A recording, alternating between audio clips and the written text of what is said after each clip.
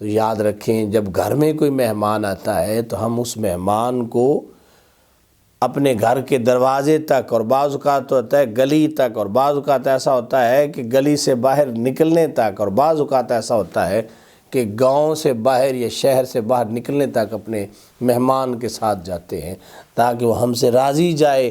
اچھے طریقے سے ویلکم کیا تھا، اچھے طریقے سے سی آف کر رہے ہیں، جا رہے ہیں وہ مہمان تو اچھے طریقے سے جائیں تاکہ وہ راضی جائیں۔ اسی طریقے سے رمضان جب آیا تو ہم نے اس کو اچھے طریقے سے ویلکم کیا، اور جب رمضان جا رہا ہے تو ہم اچھے طریقے سے اسے سی آف کرنا چاہتے ہیں کہ کہیں رمضان ہم سے ناراض نہ ہو جائے۔ اور وہ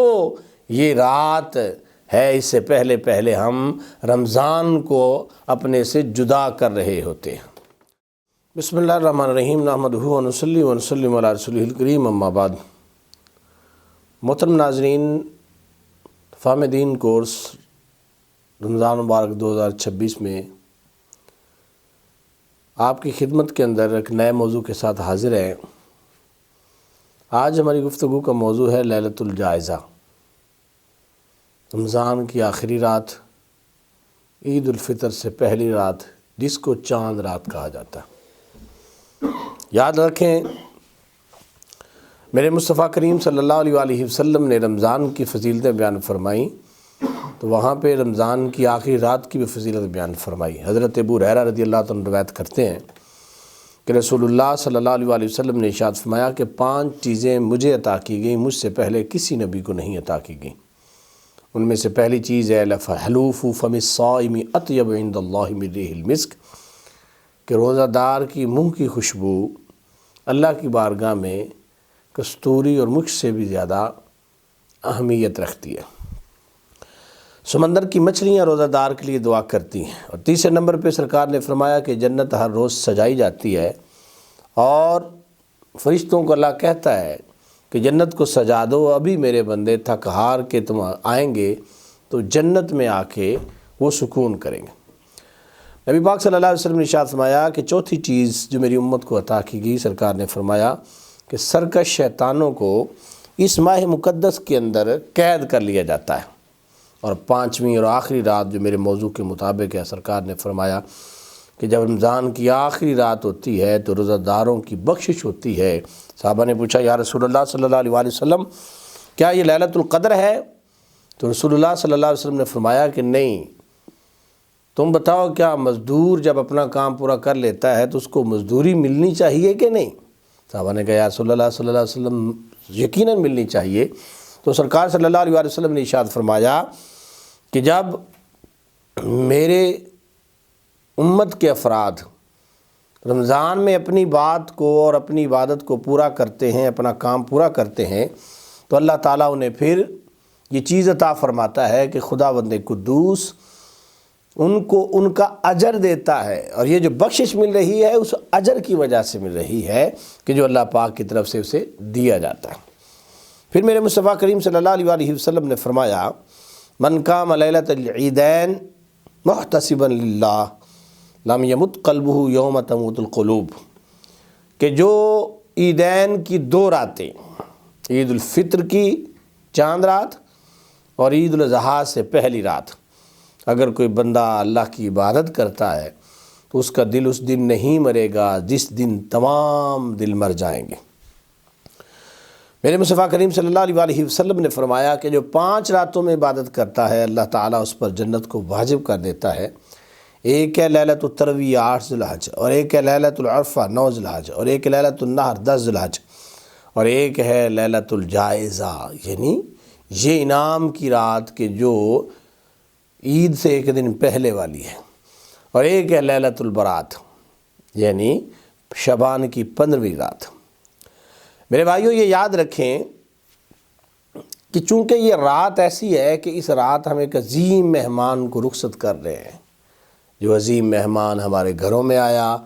ہمیں بخشش دلوائی، ہمیں معافی رب کی بارگاہ سے دلوائی، وہ عظیم مہمان آج ہم سے جدا ہو رہا ہے۔ تو یاد رکھیں جب گھر میں کوئی مہمان آتا ہے تو ہم اس مہمان کو اپنے گھر کے دروازے تک، اور بعض اوقات ہوتا ہے گلی تک، اور بعض اوقات ایسا ہوتا ہے کہ گلی سے باہر نکلنے تک، اور بعض اوقات ایسا ہوتا ہے کہ گاؤں سے باہر یا شہر سے باہر نکلنے تک اپنے مہمان کے ساتھ جاتے ہیں تاکہ وہ ہم سے راضی جائے۔ اچھے طریقے سے ویلکم کیا تھا، اچھے طریقے سے سی آف کر رہے ہیں، جا رہے ہیں وہ مہمان تو اچھے طریقے سے جائیں تاکہ وہ راضی جائیں۔ اسی طریقے سے رمضان جب آیا تو ہم نے اس کو اچھے طریقے سے ویلکم کیا، اور جب رمضان جا رہا ہے تو ہم اچھے طریقے سے اسے سی آف کرنا چاہتے ہیں کہ کہیں رمضان ہم سے ناراض نہ ہو جائے۔ اور وہ یہ رات ہے، اس سے پہلے ہم رمضان کو اپنے سے جدا کر رہے ہوتے ہیں۔ کیا خبر اگلے سال تک زندہ رہنا ہے کہ نہیں۔ اس رات میں ہم اللہ کی بارگاہ میں دعا کرتے ہیں اور عبادت کرتے ہیں کہ یا اللہ تو نے ہمیں قسمت اور نصیب کے ساتھ یہ رات عطا فرمائی ہے، اے میرے رب اگلے سال بھی ہمیں یہ رمضان کا مہینہ عطا فرمانا تاکہ ہم اس رات کی برکت سے اور اس رمضان کی برکت سے اپنے گناہوں کو معاف کروا سکے۔ اور پھر میرے مصطفیٰ کریم صلی اللہ علیہ وسلم نے ارشاد فرمایا، ہر دن رمضان کا ایسا ہوتا ہے کہ جب میری امت کی بخشش ہوتی ہے، یہاں تک کہ مصطفیٰ کریم صلی اللہ علیہ وسلم فرماتے ہیں 1,00,000 بندہ ہر افطاری کے وقت میری امت کا بخشا جاتا ہے، اور جتنے بندے روز بخشے جاتے ہیں ان سب کو جمع کریں تو اتنے بندے آخری رات کو خداوند قدوس بخش دیتا ہے، انہیں معاف کر دیتا ہے۔ کتنی عظیم رات ہے، یہاں تک کہ میرے مصطفیٰ کریم صلی اللہ علیہ وسلم نے فرمایا کہ اس رات کو جبریل زمین پر جھنڈے لے کے اترتے ہیں اور فرشتے مشرق و مغرب تک پھیل جاتے ہیں اور کہتے ہیں کہ سلام ہو علی کل قائم و قائد و مسلم و ذاکر، کہ جو قیام کرنے والا ہے اس پر سلام ہو، جو بیٹھ کر عبادت کرنے والا ہے اس پر سلام ہو، جو نماز پڑھنے والا ہے اس پر سلام ہو، جو ذکر کرنے والا ہے اس پر سلام ہو۔ اور پھر وہ مصافحہ لیتے ہیں، اور پھر وہ ان کی دعائیں پہ، جو مسلمان دعائیں کر رہے ہوتے ہیں ان کی دعاؤں پہ وہ فرشتے آمین کہتے ہیں، اور پھر جب واپس جانے لگتے ہیں تو کہتے ہیں فرشتے ایک دوسرے کو الرحیل الرحیل۔ وہ جب واپس جانے لگتے ہیں تو فرشتے پھر جبریل سے کہتے ہیں اے جبریل مومنوں کی حاجتوں کا کیا بنا، جو مومن اپنی حاجتیں پیش کر رہے تھے تو جبریل علیہ السلام کہتے فاعف عنہم، اللہ نے انہیں معاف کر دیا، اللہ نے انہیں بخش دیا، سوائے 4 بندوں کے، ایک جو شراب پینے والا ہے، اور ایک جو اپنے والدین کی نافرمانی کرنے والا ہے، اور ایک مشاہن ہے، اور ایک لوگوں کے ساتھ قطع تعلقی کرنے والا ہے، رشتہ داروں کے ساتھ قطع تعلقی کرنے والا ہے۔ ان کے علاوہ باقی سب کو خداوند قدوس نے بخش دیا ہے۔ یہ حضرت جبریل علیہ السلام یہ فرشتوں کو کہتے ہیں کہ مومنوں کی حاجتوں کو میرے رب نے پورا کر دیا ہے۔ میرے بھائیو، یہاں پہ ایک بڑی ضروری بات، چونکہ شیطان اس رات کو آزاد کیا جاتا ہے، پورا رمضان وہ قید تھا، اس رات کو آزاد کیا جاتا ہے، تو آپ اس کا منظر بھی دیکھتے ہیں،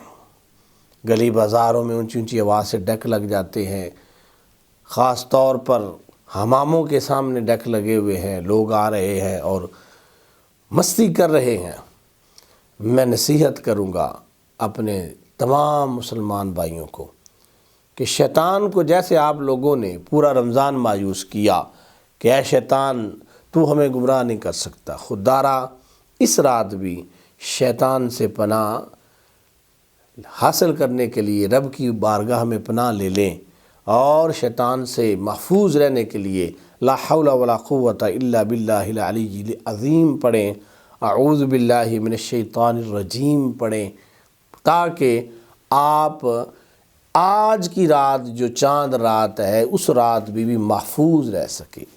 اللہ تعالیٰ کی بارگاہ میں دعا ہے کہ اللہ تعالیٰ ہمیں عمل کرنے کی توفیق عطا فرمائے۔ وما علی الا البلاغ المبین۔